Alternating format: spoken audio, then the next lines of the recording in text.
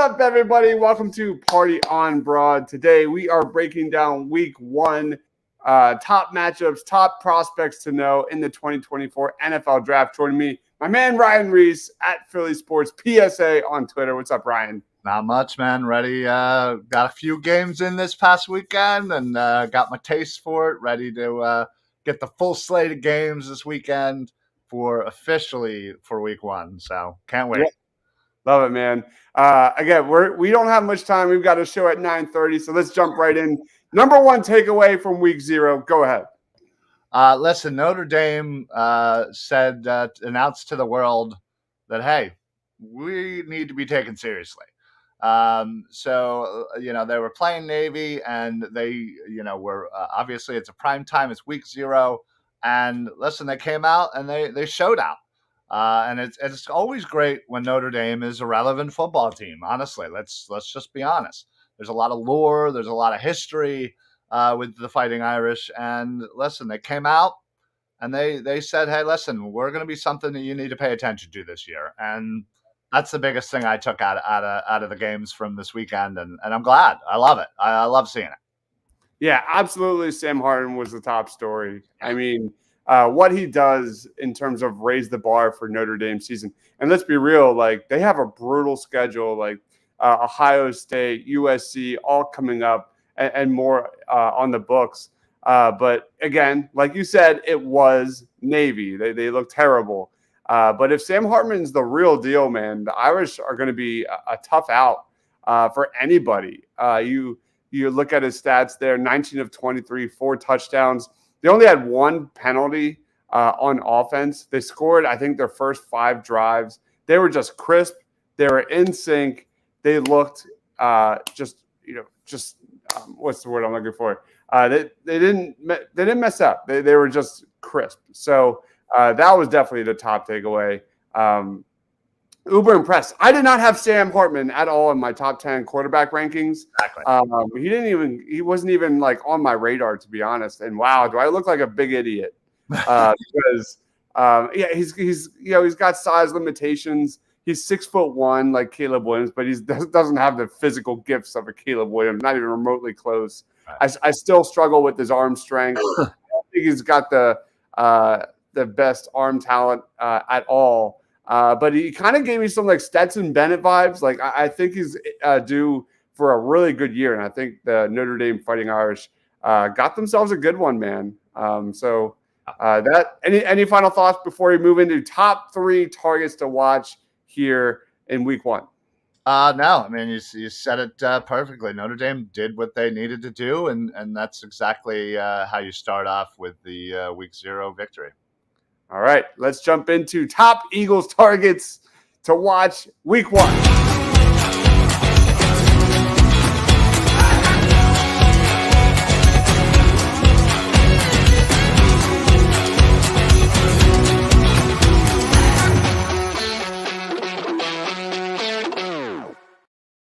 All right, we are breaking down Ryan and my top 3 NFL draft prospects to watch Week 1. Man, there's so many great matchups in this one. I don't even know how we break it all down in a short show. Ryan, lead us off. Who is a guy on your radar? So, when I look at, trying to predict the Eagles and what they are going to need next year, it's hard because we don't know how the season's going to play out. We don't know how, what they might need. Obviously, we can see that, maybe they need a safety, linebacker, maybe they're going to need this and that. You don't know how the season's going to go, but I'm thinking for the future. I'm thinking for the long term. I'm going offensive line. I'm sticking with some offensive tackles here for my top 3. And the first one on my list is somebody that potentially could be a target with a late first round pick, and that is Kingsley Suamataia. Suamataia. I like it. Suamataia. Oh, so close. Oh, I'll get it by draft time. This guy took over at BYU for Blake Freeland. Big shoes to fill. And listen, this guy has all the makings. 6'5", 325. Absolutely could come in and be the heir apparent to Lane Johnson. Obviously we got a lot of young players on the offensive line with Jurgens and Steen now, and then obviously on the other side with Mailata and Dickerson. So this could be a completely fresh line if you're thinking about from this time 2 or 3 years ago to what it could look like next year. And Kingsley is certainly somebody that could be in that target, depending on certainly how he does and BYU. But I really like the guy's size. I really like everything about this guy. And I think he could easily be a great addition to an amazing offensive line for the Philadelphia Eagles. Love it, man. Kingsley Suamadi is one of my guys. I feel like I'm going to be talking about him for the next 8 months. Yeah. I already have been talking about him for the last month or two. Great prospect, a guy that I think is going to blow up the combine. Great athlete. So my guy I want to look at is Chop Robinson for Penn State here. They have an interesting matchup here against West Virginia. I want to see this Penn State defense. Robinson's a guy who dominated during his first year with the Nittany Lions after transferring in from Maryland. His pass rush win rate was best among Power 5 edge defenders last year at 23.6%. 6'3", 240 pounds. Not the biggest guy, but I think a guy that could be like day 2 range for the Philadelphia Eagles. Very good burst, very good leverage, very good length. I think he's somewhat underrated. I don't know if he's the best pass rusher for Penn State right now. I think that title will go to Abdul Carter, who is not draft eligible. Abdul Carter is like a poor man's Harold Perkins. He's going to be a stud in 2 years from now when he finds himself being a top 15 selection. But Chop Robinson's a guy that's really interesting for me, at least. That Penn State defense is loaded, and I really want to see Chop Robinson ball out against West Virginia. Who's another guy for you? Yeah, so again, I'm sticking with the O-line. I'm going to go to Oklahoma. I'm going to go with Tyler Guyton. He is a transfer from TCU and going to Oklahoma. Had a very impressive performance against Florida State last year, the Cheez-It Bowl, and really kind of put his name on the map. He is a big dude, just a great size. And again, same thing as Kingsley from BYU. I'm thinking of the future because, again, I'm looking kind of at something I know we're going to need.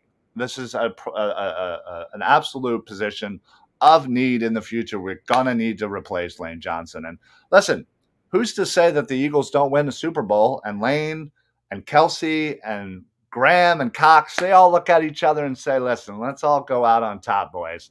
Let's get out of here. It certainly could happen. So I need to draft replacement for Lane Johnson sooner than later. I'd draft one today if I could. But yeah, this guy has, I think he definitely could have a potential, depending on how his year goes, to really gain, some interest in potentially getting, as a solid day 2, maybe early day 3 kind of guy here. Mm-hmm. So I believe he has the absolute talent. He has the size, and just is really about that potential of where this guy can take himself. So let's, again, I'm going to be focusing on a lot of OTs this year for college football because, again, need to replace Lane Johnson. Absolutely. Let's go to linebacker, one of your boys. A guy that I'm watching here is Jeremiah Trotter Jr. As Clemson has a very underrated matchup here with Duke week 1. The matchup I'm looking at is Jeremiah Trotter versus Riley Leonard, who I think is one of the most underrated quarterbacks in college football. I think Duke is really intriguing, man. And I don't think they get the proper respect they deserve. They bring back 17 starters from last year. They're completely loaded on offense. They have one of the best offensive tackles in Graham Barton. So I think Jeremiah Trotter is going to have a good test. I think Riley Leonard's kind of a uber underrated dual threat kind of quarterback. And then you look at, Clemson setting the tone week one as arguably the best defense in college football this year, led by their guy, number one guy, and that's Jeremiah Trotter. No question about it, man. This Clemson defense is absolutely loaded. Trotter Jr., Barrett Carter, Nate Wiggins, Andrew Makuba, Tyler Davis, Ruka Warharo. Man, it's just so ridiculously deep. All those guys will be drafted in 2024. And I look at Jeremiah Trotter to drop the axe at least a couple times against Duke. That's a big one for me. What's your number 3? So I'm again sticking OT, and I'm going with one of my favorite schools here, and that's for Pitt. We're gonna go with Matt Goncalves.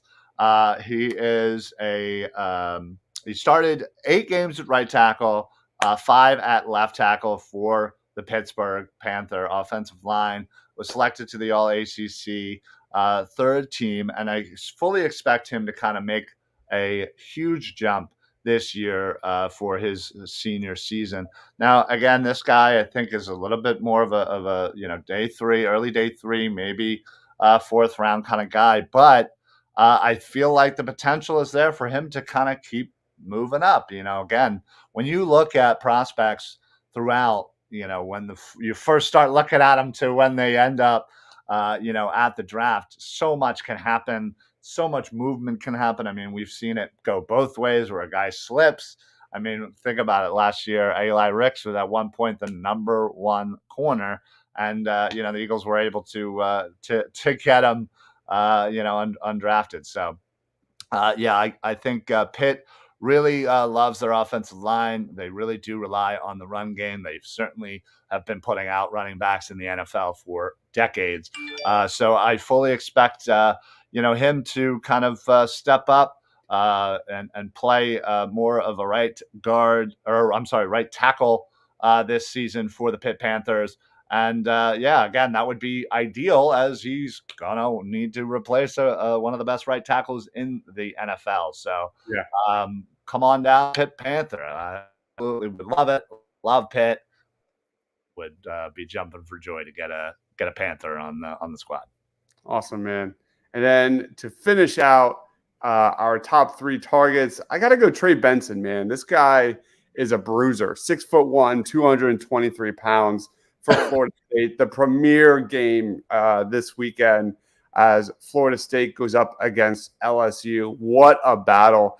And I picked this more so not just because Trey Benson's another one of my guys in this draft, but the absence of Mason Smith, who's arguably the best defensive tackle in college football, is not playing on Saturday. He's suspended right now due to receiving improper benefits or something along those lines. But I thought there's always a market in Philadelphia for big bodied backs. You look at them looking at like a Rashad Penny, and I think this guy really fits the bill as a day 2, day 3 guy. Coming off a very efficient season last year for Florida State. Those are going to be even better. He's a guy that can make guys miss. He's a guy that has patience, really good footwork, average long speed, but definitely a guy who has running back potential at the next level. This guy, I think, is going to be the difference maker in that Florida State LSU game. So that's a little bit about Trey Benson, man. That guy's a stud. Florida State's completely loaded with skill position guys, Jordan Travis, Johnny Wilson, Keon Coleman, but I think Trey Benson is just legit, man. Yeah, no, I there's something about Florida State running backs that just is so intriguing, and I absolutely love it. There's those positions in the college football where, just again, based on previous NFL players and that you just kind of gravitate towards. You're pulled in, and Florida State running back is certainly one of them for me. Yep. All right, and our final segment of the night, we're talking players of the week predictions. Let's get it. You can't manage this, can't break this, boy, I'm funded. Gotta keep my distance when you not 100. Cause the same ones say they love you, they funny. You can't match my energy, and yeah, you know it. Way too cold, yeah, man, I'm way too cold. Way too cold, yeah, man, I'm way too cold. All right, let's jump into our predictions from last week. Not the greatest showing, at least on my end. Week 0, Ryan went with Audric Estime, running back for Notre Dame, finished with 121 yards on 18 touches. I went with Marshawn Lloyd out of USC, who finished with 54 yards on 10 touches. This one's not even close. Ryan, you get the dub week 0 here. I'll give you the 1-0 dives on 1, man. All right, here we go. Let's jump into week 1, man. Who is your player of the week? So, when I was, again, kind of thinking of this and based on the nice curveball you gave me right before last week, it's tough because, we saw that, it was smart for to kind of maybe not use any of the USC guys because they dominated so much. They just were spreading the ball around and it's hard to kind of know, especially with college football, where to kind of when a guy's going to have that performance, and so when I looked at it, I wanted to stick with running back, and unfortunately, you already kind of hit on this player, and this is, I'm going to go right back to who you were just talking about. I'm going to go with Trey Benson. Honestly, I think the absence of Mason Smith is going to be huge. This is going to be a game that's going to be a lot closer than the games where we just saw. So they're going to be in it. They're going to need to be heavily involved in that run game. And honestly, I think Benson has a big time potential to not only get the usage but be a game changer. Get in the end zone a couple of times. Get over 100 yards. And again, not having Smith there is gonna be huge. Is that going to be what drives Florida State to a potential victory? I love it, man. Big fan of that selection. Another guy to watch for that LSU defense on the interior defensive line is Mekhi Wingo. Yes. Really, really talented player. I think probably could be a day 2 pick, but he's not Mason Smith. Right. That's a very, very good selection. I got to go on the other side, and I can't believe this, but we are sticking with Florida State versus LSU. Hey. I'm going offense. I'm going offense for the LSU here. Give me Malik Neighbors, wide receiver. He's my wide receiver 3 in this draft. I look at Florida State and I see them absolutely loaded on the defensive line. Jared Verse, they dominated the transfer portal this offseason. That D-line is deep. It is strong. Verse, Fabian Lovett, man, that is a great duo to have. But when you look kind of deeper into that Florida State defense, they're a little bit less on the defensive backfield. You've got cornerback Ventrell Cypress II. He's a guy who broke 14 passes last year, made 39 stops. And there's another guy that I think they have in a breakout star for Florida State, Azariah Thomas. He's a 6'2" sophomore corner that was really good last year that we'll probably be talking about a lot about in 12 months from now. But that's where I'm going is Malik Neighbors versus those guys. I think Neighbors has really intriguing versatility. He can play in the slot. He can play on the outside. He's got really good size. I expect Malik Neighbors to kind of get a lot of touches in this one under Jaden Daniels. So I like the showdown here, man. I'm excited. We have the same game. That was a great selection. Neighbors, obviously, a top wide receiver. And unfortunately, Florida State really doesn't have a guy that really stands out in that cornerback room. So I think it's based on the matchup. I think it's great based on the fact that it is going to be the game of the week. It should and hopefully is a close game, goes down to the wire, and I cannot wait to watch this game. Honestly, it's going to be fantastic. All right, guys, that wraps it up here for NFL Draft Weekly. Ryan, where can we find you, man? Listen, you guys can find me on all social media. Search up Philly Sports Alliance right here on Twitter, Facebook. Put on those automatic notifications. You get all of the Philly Sports Alliance shows. You get all of the Edge of Philly Sports shows coming through as well. All the post-game stuff always coming through. Those automatic notifications. You come in live. come in, talk with us, hang out. Other than that, I got Football Smack Talk show on Monday. Did the show earlier today. We got Birds of the Round Table tomorrow. There's, come on, we're on. Me and this guy are probably, every day of the week here. So, yes, reach out, have fun, and make sure you follow this guy everywhere you can as well. Yeah, man. Phillies won. We got to comment. They They won. Very good.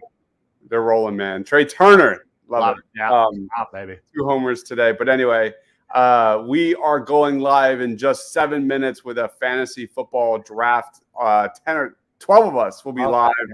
Yeah. Chaos. Chaos. It's going to be a lot of fun. So come check us out if you love fantasy football. Tomorrow night, Birds of the Round Table at 8 o'clock. We'll be comparing the Eagles' final 53-man roster. That should be announced, right, by then? 4 o'clock is the official deadline, and Howie loves to make a couple extra moves there, so I'm hoping we get a couple before we go live. Yes, and we will be comparing last year's roster to this year's roster, grades, all that fun stuff. Party on Broad will be Wednesday. I'm sure talking more Eagles, getting ready for football season. I don't have it in me to talk any more Sixers, man. No, Sixers. I feel like are they're in a permanent timeout here until some action happens.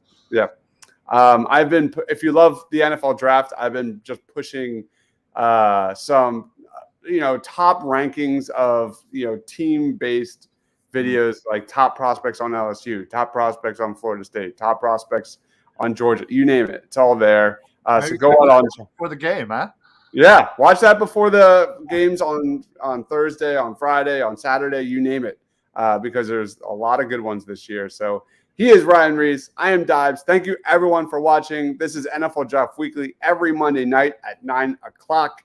We'll see you in a few minutes for a fantasy football draft. Stay awesome, everyone.